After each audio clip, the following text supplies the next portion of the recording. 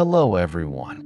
Tonight, we're going to embark on a very gentle, very slow journey through time, exploring a simple act that took thousands of years for humanity to truly grasp.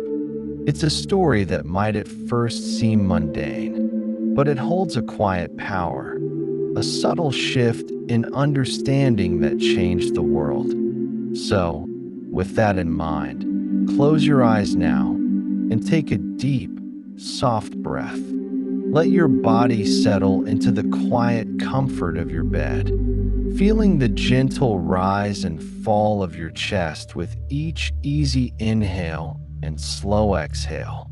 Imagine a soft, warm blanket of calm settling over you, from the tips of your toes all the way up to the crown of your head.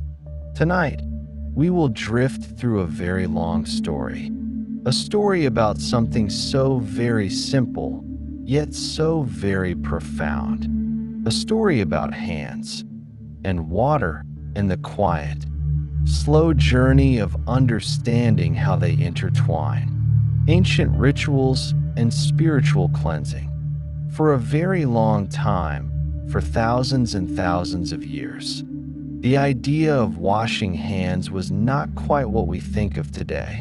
In ancient times, long, long ago, when the world felt vast and mysteries were whispered on the wind, the act of washing was often entwined with something else entirely. It wasn't about tiny, unseen things that could cause sickness. No, not at all. It was more about something spiritual, something ritualistic. Imagine, if you will, the gentle flow of water in a sacred stream, or the cool splash from a basin before a ceremony. People would cleanse themselves, their hands perhaps, before approaching a deity, or before participating in a sacred rite. It was about purification, about making oneself worthy in a different kind of way, a way that had little to do with what we now understand as cleanliness. The Egyptians, for instance, in their ancient lands beside the slow-moving Nile, practiced elaborate purification rituals. They would wash their bodies and their hands, not because they understood germs, but because they believed in spiritual purity, in preparing themselves for interactions with the divine. It was a thoughtful, deliberate act, a way of showing reverence and respect. And in other faraway lands, like those of ancient India, the practice of washing before meals was also common. But again, it wasn't a scientific understanding that drove this. It was more about tradition, about a sense of order and a quiet respect for the food itself and for the act of nourishment. The water would gently rinse away the dust of the day, preparing one for a peaceful meal, a moment of quiet communion with sustenance. And so, through those long, slow centuries, the concept of washing hands remained tethered to these deeper, more ethereal notions. It was a quiet acknowledgement of something beyond the purely physical. Imagine the priests in their temples, their hands carefully washed, not to prevent illness, but to signify their readiness for a sacred task. The water, cool and clear, was a symbol, a gentle medium for transformation, moving from the mundane to the spiritual. There was a simple, unspoken grace in these acts, a rhythm to life that incorporated these moments of quiet cleansing. It was a world where unseen forces were believed to govern much, and where human actions were often about aligning with those forces, rather than controlling the very small things that science would one day reveal. And as the sun would set on these ancient days, the quiet rituals of washing would fade into the twilight, leaving behind a sense of peace and a gentle readiness for rest. As the long, slow passage of time continued, the world shifted into what we now call the Middle Ages.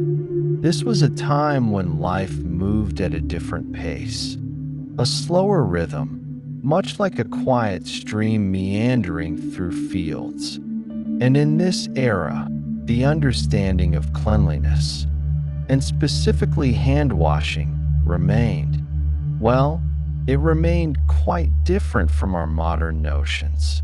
For many people, the idea of consistently washing their hands with water and soap after, say, using the privy or before handling food, simply wasn't a widespread practice.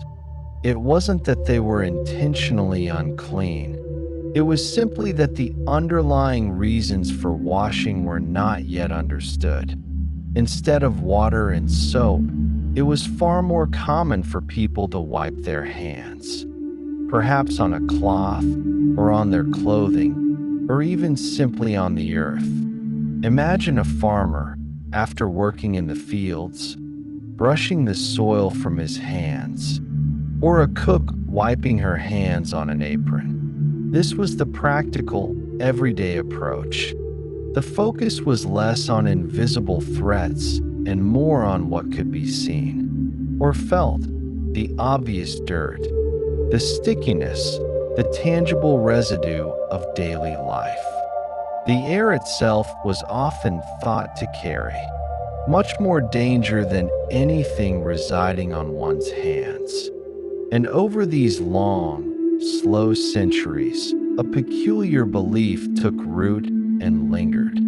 It was the idea that bad odors, what they called miasma, were the primary cause of disease. The air, if it smelled foul, was believed to be laden with illness. So, if a place smelled unpleasant, it was avoided. If someone was ill, the focus was often on masking or eliminating the bad smells around them, rather than on the microscopic agents we now know cause sickness.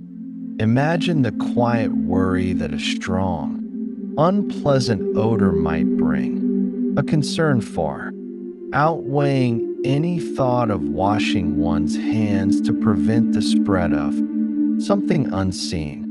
They would perhaps burn herbs or open windows to try and clear the air, believing that in doing so, they were warding off illness. So, in the bustling marketplaces, or the quiet cottages, or even in the grand castles, the daily rhythms continued with little emphasis on the meticulous washing of hands.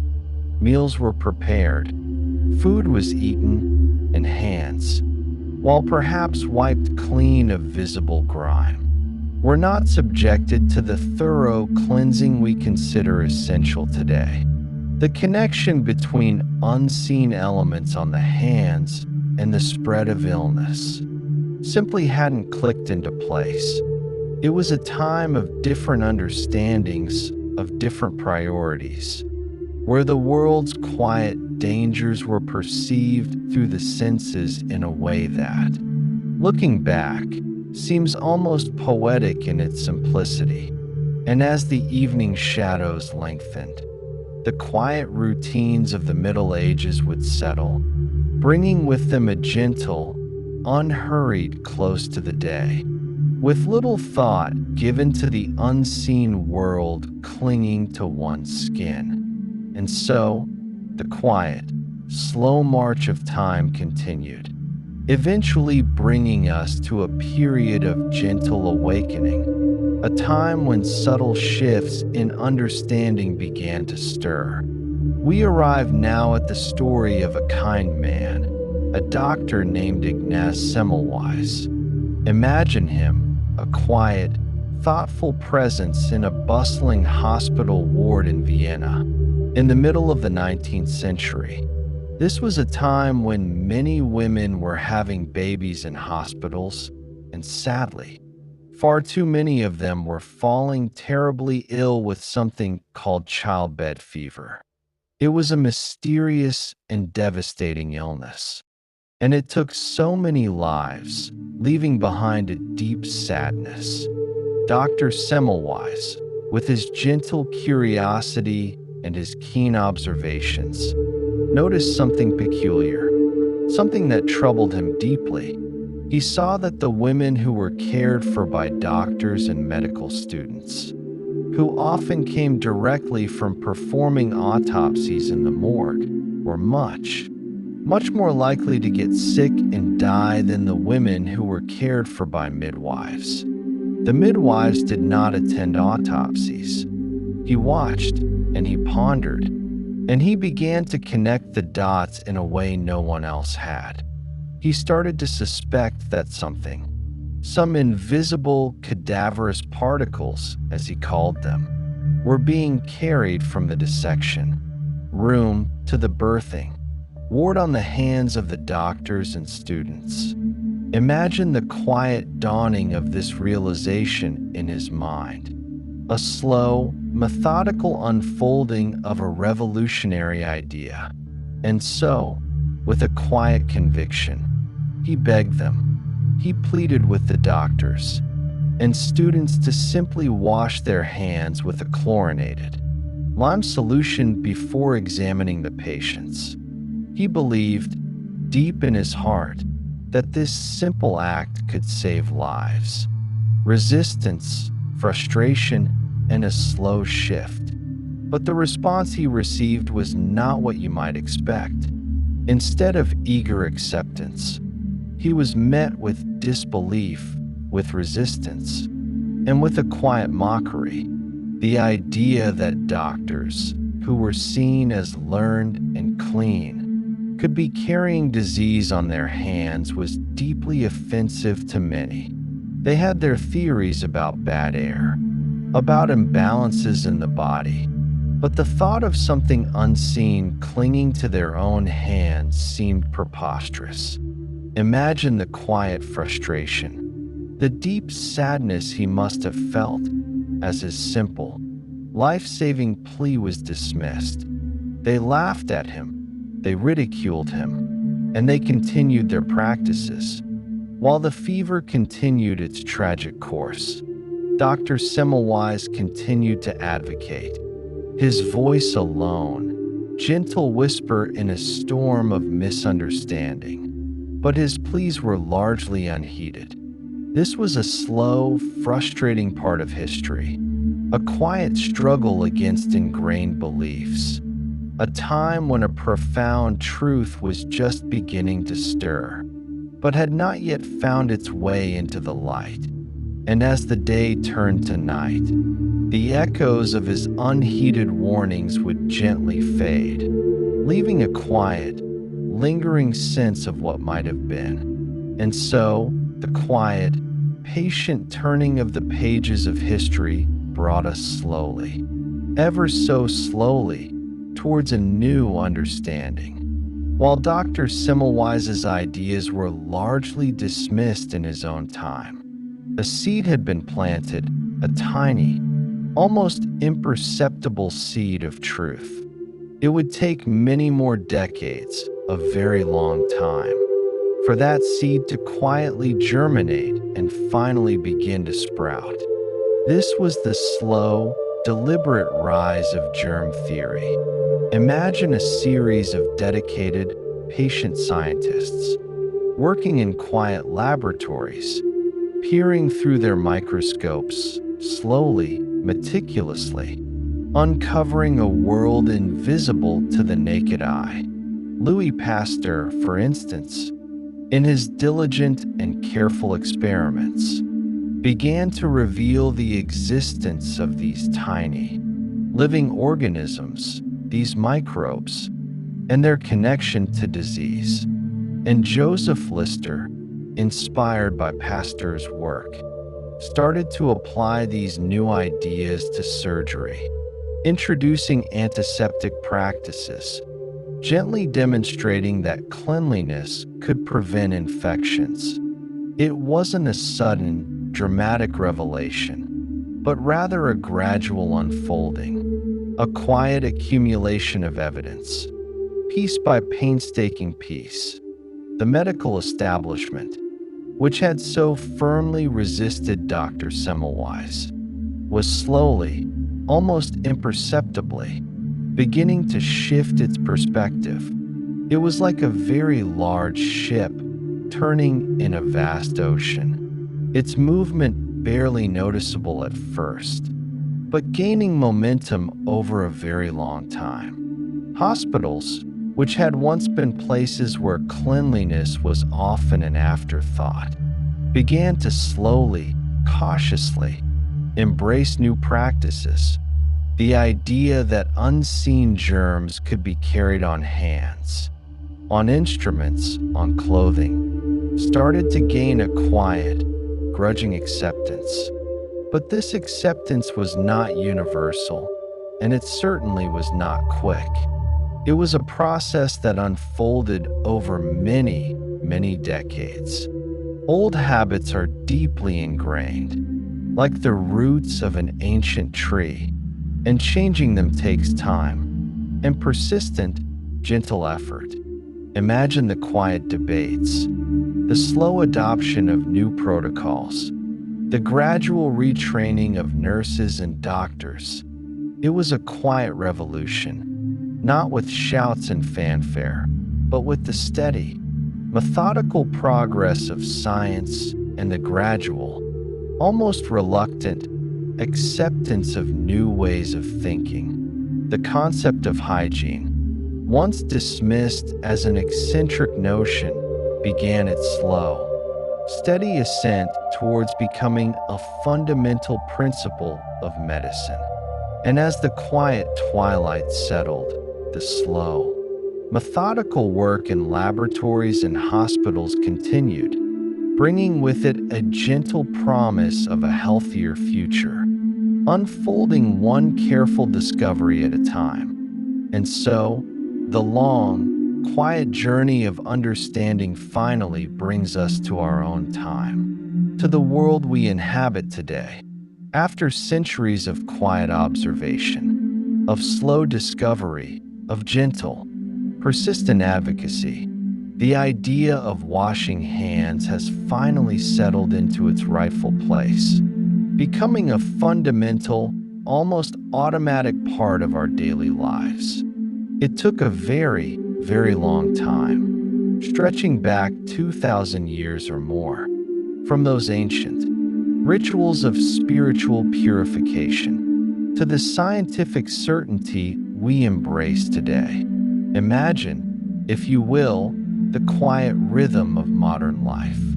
We step into a bathroom, and almost without thinking, we reach for the soap and turn on the water. We wash our hands after using the toilet, before preparing food, after touching something potentially dirty. It's a habit deeply ingrained, taught to us from a very young age. We teach our children about germs, about the unseen world that our ancestors could only guess at. We understand now, with a quiet certainty, that these tiny organisms can cause illness, and that a simple act of washing our hands can break the chain of their spread. The once radical ideas of Dr. Semmelweis, of Louis Pasteur, of Joseph Lister, have now become the bedrock of public health. Hospitals, once places where unseen dangers lurked, are now champions of meticulous hand hygiene. Posters remind us, gentle prompts encourage us, and the practice is universally understood as essential for preventing the spread of infection. This wasn't achieved overnight, or even in a single generation. It was a slow, deliberate evolution of human understanding, a quiet journey from ignorance to enlightenment. Think of all the hands that have been washed throughout history, for so many different reasons. From the ancient priest preparing for a sacred ceremony, to the medieval person wiping away visible dirt, to the brave Dr. Semmelweis pleading for his colleagues to cleanse their hands, to the modern-day nurse meticulously scrubbing before surgery. Each step, no matter how small or how slow, contributed to this quiet, profound shift in our collective knowledge. And now, the simple act of washing our hands is a testament to how far we've come. A quiet triumph of understanding over the unseen. As you lie here now, feeling the gentle comfort of your bed, let the quiet understanding of this long, slow journey settle over you. Imagine the soft, steady flow of water, cleansing and calming. Our story has reached its quiet end, a tale of how something so simple, yet so vital, took 2 millennia to become truly understood. There is a deep, quiet peace in this knowledge, a sense of rightness. Let your breath become softer, deeper, as you drift further into the stillness of the night. Feel the gentle weight of sleep pulling you down, into a peaceful, dreamless slumber. Good night. Thanks for watching. Please subscribe to my channel for more sleeping pills like this.